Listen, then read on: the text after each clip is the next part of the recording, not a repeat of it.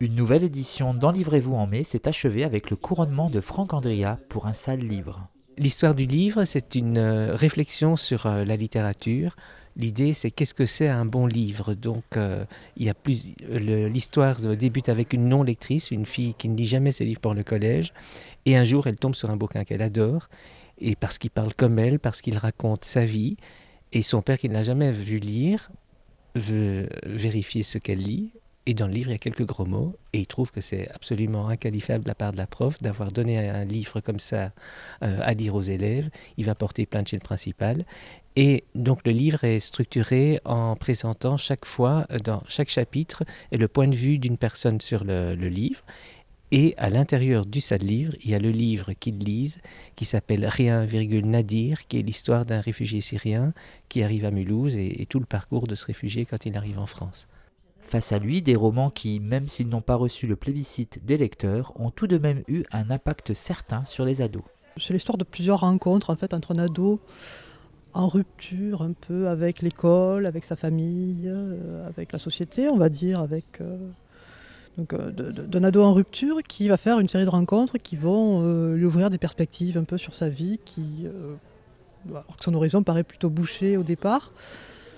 Cette série de rencontres avec des personnages un peu à part, très bienveillants, vont donc l'amener à découvrir le cinéma, l'art, et donc à choisir un peu sa vie, à maîtriser sa vie. C'est avant tout un livre d'aventure, puisque Jeanne va être confrontée à une situation très difficile, puisqu'elle va être séparée de ses parents, puis de son frère. Et le livre raconte la manière dont Jeanne s'évade pour retrouver son frère et courir jusqu'à la mer en s'identifiant à Antoine Doinel, le héros du film de Truffaut, Les 400 coups. C'est une jeune fille de 17 ans qui, quand elle avait 14 ans, a eu son frère assassiné par son meilleur ami.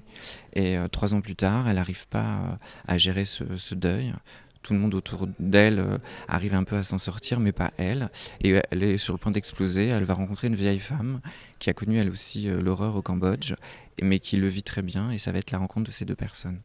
Habitués à présenter théâtralement des interprétations aux auteurs, les collégiens et lycéens de Cattenom, Thionville, Famec, Fontoy, Saint-Avold, Hayange et même du Luxembourg ont une fois de plus su faire mouche dans le cœur des auteurs. Là, dans la présentation qui a été faite, d'autres personnages se sont emparés finalement du texte et l'ont représenté avec leur propre voix. Donc moi j'étais touché par ça, effectivement, de découvrir finalement la voix des autres personnages, alors qu'au moment de l'écriture, j'avais un seul personnage qui parlait finalement. J'ai trouvé que c'était vraiment d'abord très bien joué. Ils se sont emparés du texte, ils ont fait des petites choses un petit peu différentes, ils ont rajouté un petit commentaire extérieur. Enfin, je trouvais que c'était très drôle, très émouvant. Et après, ils sont venus me voir. La prof m'a dit qu'ils s'étaient éclatés à jouer le texte. Et non, c'était un moment très fort. J'ai trouvé ça profondément émouvant et vraiment super aussi parce que, en tout cas pour les livres de mes collègues déjà, on les découvre avec le regard des ados, et pour mon propre livre, c'est une manière de s'approprier le livre et de le faire vivre autrement, et ça j'ai trouvé absolument formidable parce que c'est touchant et quel boulot quoi. Parce que je sais en tant qu'enseignant le boulot qu'il y a derrière pour arriver à ce résultat-là. Fidèle au rendez-vous de la littérature et de la lecture, qui a dit que nos jeunes ne s'intéressaient plus aux livres ? Que les enfants prennent encore un livre, les ados prennent un livre et se passionnent pour quelque chose qui est compliqué, qui est difficile quand même, de s'isoler, de lire, alors qu'on est sans arrêt interpellé, ne serait-ce que par le net, déjà, sans sortir de chez soi. On a envie de vivre plus que de regarder le monde par une lorgnette, aussi intéressante soit-elle. Donc je suis émerveillée par le fait que oui, les adolescents lisent, continuent de lire et continuent de dire que c'est intéressant.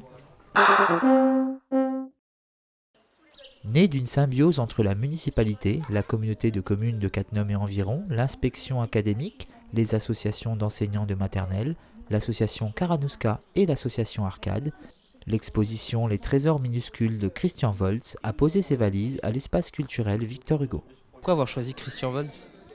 Parce que, on a eu l'occasion déjà de le dire, mais c'est quelqu'un déjà qui a une approche extrêmement sensible, simple. Ses œuvres réalisées à partir de matériaux de récupération, il y a aussi toute cette dimension développement durable, la philosophie aussi qu'il y a dans ses textes. Et puis le fait que ça s'adresse vraiment à tous les âges, finalement, autant les tout petits peuvent s'approprier son travail que les plus grands et même les adultes. Parce que c'est un auteur-illustrateur qu'on utilise également beaucoup dans les écoles maternelles et avec lequel on travaille beaucoup et qui a bonne presse dans le milieu enseignant. Les idées qu'il véhicule, l'idée de recyclage et tout ce qu'il émane de ses livres, qui a souvent un double sens avec une portée un peu philosophique, une certaine morale, c'est aussi quelque chose qui contribue à l'éducation citoyenne des élèves, quoi. Ce qu'il fait, c'est vraiment extraordinaire. Il nous a présenté une exposition sous forme d'un cabinet de curiosité qui est vraiment à voir. Et puis je crois qu'il a une autre qualité, c'est qu'il est à la fois sculpteur, peintre, il est capable aussi de créer avec des vieux objets. Enfin voilà, c'est quelqu'un qui est très éclectique dans sa production et qui en même temps est capable de proposer quelque chose qui a une unité.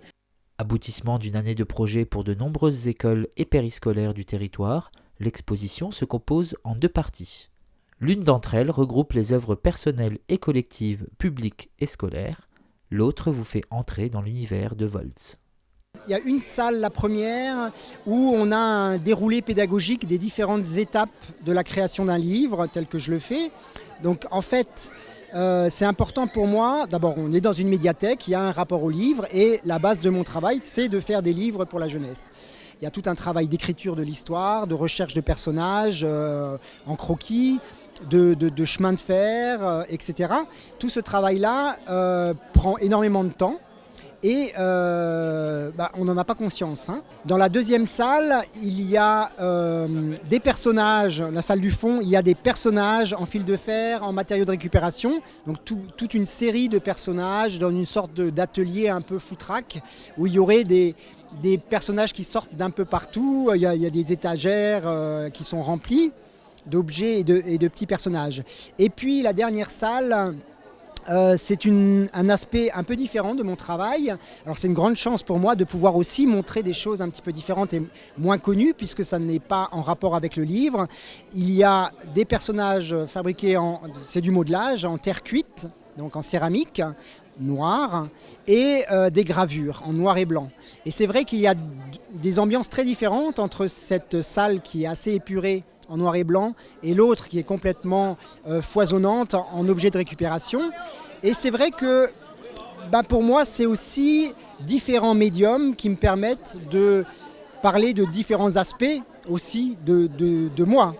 Je ne suis pas toujours joyeux, je ne suis pas toujours gai, et des fois, le fait de travailler la terre, une terre noire, une terre qui est peut-être un petit peu abrupte comme ça, un petit peu rude, ça permet aussi d'exprimer d'autres sentiments. Alors oui, un jury s'est réuni et a désigné des vainqueurs qui ne sont pas forcément ceux qu'on attendait. Oui, il y aurait peut-être pu y avoir plus de prix par niveau par rapport aux élèves, et oui, certaines œuvres n'étaient peut-être pas si enfantines que cela. Mais finalement, ce qui compte le plus, c'est voir qu'une émulation autour d'un même projet a généré des œuvres artistiques originales et créatives. Et en cela, même Christian Volz a été bluffé par le travail réalisé par le territoire de Cattenom. Mon travail, c'est pas d'apporter des réponses, c'est vraiment de poser des questions. Quand j'écris un livre, c'est vraiment ça que j'ai envie de faire, que les parents avec les enfants, les enseignants avec leur classe, puissent se servir du livre pour discuter de thématiques politiques, environnementales, sociétales. Et là, j'ai vraiment l'impression que ça dépasse toutes mes espérances, parce qu'il y a à la fois quantitativement et qualitativement vraiment des projets magnifiques. Au niveau pédagogique aussi, je trouve que c'est très divers, c'est très varié, c'est très malin. Donc moi je suis vraiment époustouflé de voir l'ampleur du boulot. Nous finissons cette édition avec des extraits du concert de musique joué par un quatuor classique à l'espace culturel Victor Hugo.